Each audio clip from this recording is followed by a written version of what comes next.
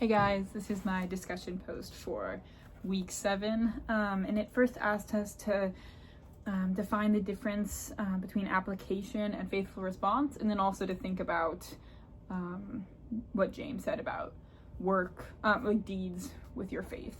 So for me, application I think is kind of just like trying to see how the Bible fits into like modern life. So it'll, be seeing how an old law applies, or if it's even still applicable in today's life, or things like that. And I do kind of agree with what the author of Savoring Scripture said about how this can end up becoming a little bit like impersonal and kind of separates you from some of the meaning of the Bible, because you're kind of taking it out of its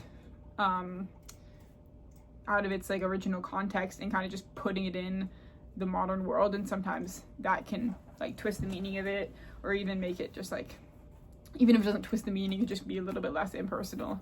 So I kind of agree with what he said there. And then he was talking about faithful response as well, and it's kind of like, what can we do after we read a passage from Scripture? What can we do to become more Christ-like through that, through what it says there? And I really like what the author said about it being like seeing through like a lens of that passage. Like the passage is your glasses, so you're seeing the world through that lens. And I think that that's a really good way to think about that, and something that should really be focused on when you're reading the Bible. So and then it asked about if you can believe something without having works to back that up, like how James said about like faith without deeds and stuff. And I think that if you don't have works to kind of back up your faith, it's just kind of implies that it's a weak faith. Like what I think about is kind of like, if someone told you that they were 100% sure that this like bungee jumping cord would hold them if they jumped from it, but then they won't actually do it, like they obviously don't have enough faith in it to show that it'll actually work, or something, things like that, where someone says that they completely believe something, but they don't have enough faith to actually back up their belief. That's kind of what I think of as having kind of like faith without deeds.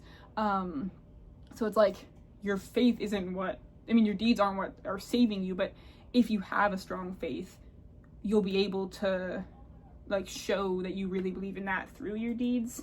So I think that that's kind of like faith without deeds is kind of an indicator of perhaps like a weak faith, or that you don't quite believe it enough to truly trust in it, like to trust that your faith can be backed up. That's kind of what I think of about it. Thanks for listening.